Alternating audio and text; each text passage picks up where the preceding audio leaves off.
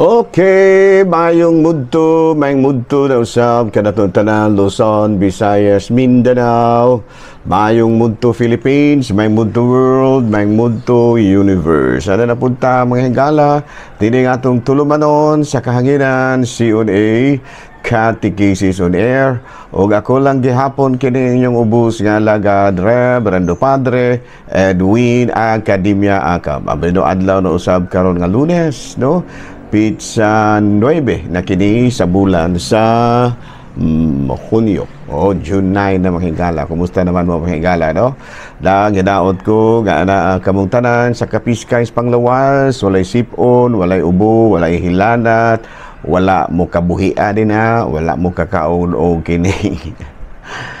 kining ihalason nga medyo nakapalipo kaninyo. Sa una, may higala doon sa bukid ba? Dito sa akong magulang sa una sa bukid sa Lamugong, magdaladala, may lagi tag ihalason, may higala nung ikatlunsod ba? Amo po din taong ipanag-sudaan, no? Pastila nalipong ko. Kana ada ikono day ilibton ka ng ikog da ikono sa ihalason, ibton da ikono. Lanya kami ay kaon kikaon na yun po may nangalipong, no? So karon hinuon may higala mahal na kay ihalason, no? Kaan mo na tawag na mo diri pulang ikog, panit, ug daghan pa ng uban, ug gagmay budloy, daghan-daghan na, no? Daghan-daghan na ng mga isda karon. Pero sa una may higala barato kay na panahon sa ibutang laman natong mga 1972, ano? Dugay na kaayo. Maabot ko mahigala og tag-piso. Kawa pa may ice, wala pa may ice sa una mahigala. Muna nga makadungog kag mga ihalason nga ipanglabay na lamas dagat. Pero karon di na mahitabo kay dadto na mas Manila, iayso naman. Pero sa una ni abot ng mga puntuha sa una mahigala nga kanang ang ihalason nabangog na ba ipanglabay na lang sa dagat, no? Niya makadungog kag kanang mga ihalason nga dados bukid, no? Unan yung dados bukid, no? Nanindot kay mga ihalason sa una mahigala tambuka, no? Labi na gayon kay pitch may bulisong. Dadano, may ngunto na kanatuntanan mga higala, nakinaot kita nga ana kamong tanan sa Kapiskay Panglawas, walay ubo, walay hilanat, walay sipon, walay laban sa ulo, apa naginhawa pa. Ato dahil nga timbayaon mga higala ug may mudto ang atong talahorong obispo, Bishop Julito B. Cortez, ang atong station manager, si Father Rama Ata, ang ato mga kaigsuunan usab nga mga kaparian, Lukop, Kabisayan ug Mindanao. May munto na kanatong tanan. Abay na mahigala, ari na tamang higala sa arangkada na to. Sa pamahigala ha, June 9. June 9, ang ato karon nga santo, walay lain kung dili si matod pa diri sa ato ang list of voters. Uy, wala man din ako maanda mahigala, no? June 9, walay June 9 mahigala, no? Bino ato sa ning pangitaon, ato sa nang i-google mahigala, ha? I-google sa nato ni siya. June 9. Okay, no? Bino mahigala padayon lang sa tahak, ato sa nang i-google. I-google sa nato. Ari lang usa kita sa ato ato sa nga arita sa ato ang katikisem. Ayan, no? Balik-balikan na to mga higala kantong gitawag og what are the three callings of all Catholics? Number 1 is to know his faith, to live his faith, and to spread his Catholic faith. Ayan, no? Sa to pa o kung gid ani do na gid kita gitawag nato, gitawag gid kita mga higala callings ba? Gitawag kita aron nga mutabang kang Kristo, no? Ato ang itudlo ang ato ang mga pagtuo, atong puyan ang atong pagtuo ug atong ipakaylap ang atong pagtuo, no? Bino kining katekisem ang higala nagsugod kini panahon pag Kristo, no? Siging nanudlo gid ang atong Ginoong Hesukristo, preaching hatag og mga seminar, hatag og mga pagtulunan, no? Sa una pa ni mga higala panahon pa ni sa atong Ginoong Hesukristo nga kita nga siya nanudlo gyud mga higala, no? Grabing tinudluay, no? Gani usa sa mga hinungdan nga medyo daghan siyang kontra tungod sa iyahang mga gipangtudlo, no? Daghan kay bang mga wala makauyon sa iyahang mga gipantudlo, mao nga daghan kay siya mga nahimong kaaway, no? Pero sa panahon sa mga apostoles nagitahasan man lagi niya ang iyahang mga sakop, no? Pangadto kamo sa tibuok kalibutan, higimuan sila nga akong mga tinud-an, ug bunyagi sila sa ngalan sa Amahan, sa Anak ug sa Espiritu Santo, no? Ug tuluy sila ug himuan sila ako mga tinud-an. Ug kanang bisan ang kining pultahan, no? Not even the gates of Hades can conquer it, no? So mana siya mahigala, okay, no? Sa ari kita sa ato ang saint of the day, ato sa nga pangitaon mahigala, kay wala ko kaandam. Okay, no? Saint of the day, okay. Dahil ta mahigala, ha? Kadali kayo, okay. Saint of the day.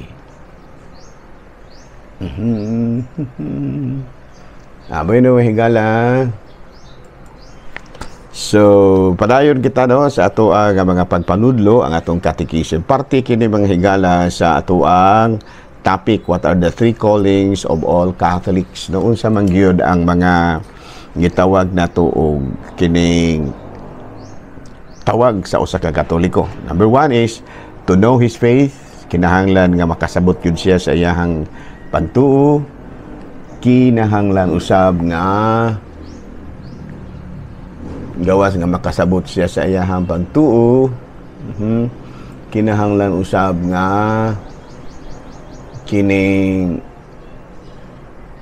kinahanglan gawas nga makasabot siya sa batupuy-an giniya ang iyahang pagtuo, no? Puy-an giniya, dili mahimo nga igo ra kang nakasabot kunya wal dili po di mo puy-an. Ang importante gyud nga imuhang puy-an ang imuhang pagtuo. Wala man po di ikon mahigala, no? Signal, walay signal number 1. Walay signal number 1. Sige lang. Unya matud pa live his faith and then spread his Catholic faith. So ito pa, imo gyud nga ipakailap. Unya, missionary works na to mahigala all over the world. Matud pa sa Roma, there are over 410,440 Catholics, lay missionaries around the world. Unya, there is sa Pilipinas, aduna kitay 40 ka mga foreign missionaries. Unya, ang ilahang bumbuhaton, evangelization, discipleship, and community outreach. Unya, ang pamaagi mga higala sa pagpanudlo, pinaagi sa pagtukod og mga kapilya, no? Paghimo og mga training alang sa mga church leaders, pagtabang sa mga kabus, no? Kining mga apostolates, unya kining offering resources to unreached, sa ato pa mga unreached communities, so mga kita sa mga bukid-bukid, unya doon na pud tay mga family apostolate, no? Daghang kay na, no? Mga family apostolate.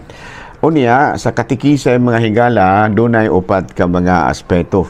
Doon ay school-based, no? Kanang ato ang katikisem sa eskwelahan, chapel-based, no? Ang nagitudlo na daghang mga nanudlo sa mga kapilya, dayong May Catechism, Matimpong Flores de Mayo, nanudlo punta, unya Sunday Catechism.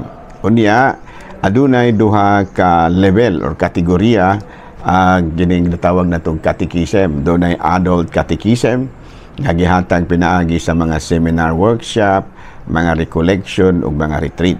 Na aduna po'y mga children catechism, na school-based, chapel-based, May Catechism o Sunday. Unya kabahin sa school-based, doon naman go'y pipila nga medyo pangayuan po tag lisensya. Pangayuan po tag mahigala og lisensya.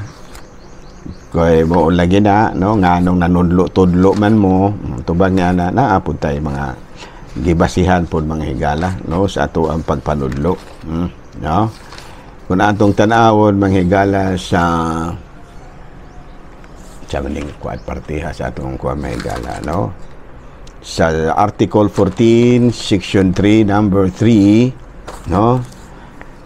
Article 14, Section 3, Number 3, matud pa diri, at the options expressed in writing by the parents or guardians, religion shall be allowed to be taught to their children or wards in public elementary and high schools within the regular class hours, but instructors are designated or approved by the religious authorities or religion to which the children of the word the children or wards belongs, no, without additional cost to the government. So sa ato pa dili day pwede manghigala nga mga laing relihiyon mutudlo pod sa dili iyahang sakop.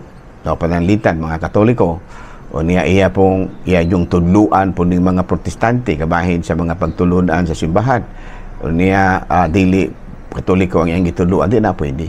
No, kinahanglan nga aduna gi pagtugot gikan sa ginikanan. Kidaghang kay na mahigala, no, nga mga laing relihiyon manudlo sa mga eskwelahan unya kay tungod lagi labi na mga maestra nga laing relihiyon manudlo siya sa kanang iyang eskwelahan unya ang iyang tudluan mga Katoliko.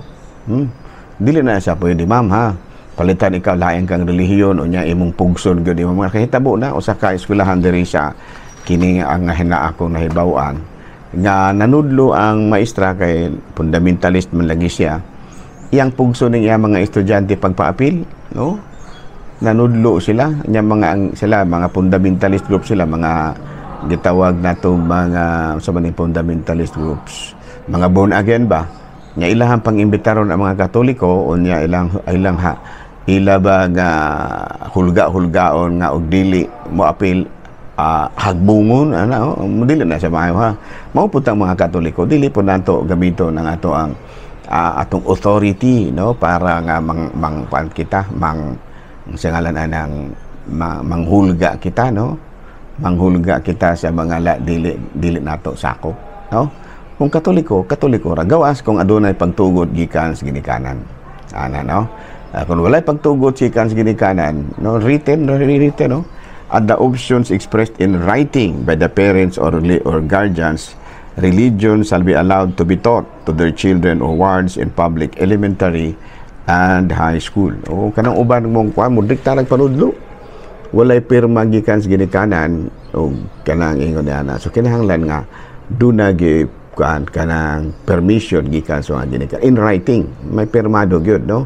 So ako ang pasabot usab sa mga katekista nga mga Katoliko ug ingon man usab sa mga dili Katoliko, no, kay paglapas gyud sa kining Article 14 Section 3 number 3, kung ang manudlo mo sa mga laing sa kanlitan lain kang relihiyon, fundamentalist ka o kanang gitawag og born again o nya imog yung pugson pagpaapil lang kay i-complain akong nadunggan ana nga pugson jud kuno silang pa-attend sa ilahang professor kala ang relihiyon man college na ila yung pugson jud og paapil kay kan lagi kuno hagbungon ka di ka mo apil ayo ana ma'am, no, ayo ana ma'am kay na maahat o nya alaman po ta og pasaka og complaint batok nimo, no, kay murag wala naman ka magsubay sa eksakto. Ayo ana ma'am, ha, kung dili mo apil kay kaligi Katoliko sila ayo na pula huluhadlo ka ba ana, no.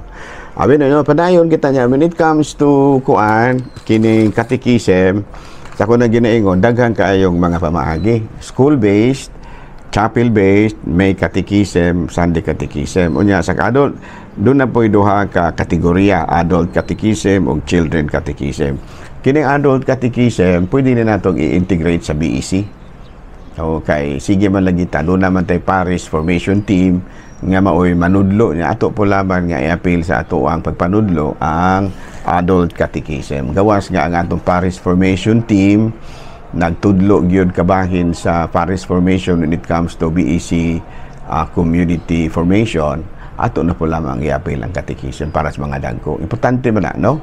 Importante man na kaayong may kini catechism kay mag-unsa man ta magsige tag tudlo nya dili day gani ka mao wala kabalo og unsay mga matud pa mga fundamentals, no, mga fundamental teachings of the church, no, ngano nga mangurusta unsa may kahulugan sa atong pagdebosyon sa mga santos, veneration of the saints, unsa may kasahulugan, unsa may kahulugan nganong magfiesta gud ta, nganong moapil gud ta sa kalihukan sa Semana Santa, ingon di ano importante kay na siya pagpasabot ba meaning pagtulunan nga mo'y makahatag kanato og katinawan kung ano nga mga sacramentals, nga atong mga sacraments atong ginatudlo, no? Importante magina, no? Unya ang administration of the seven sacraments appeal pod na, no?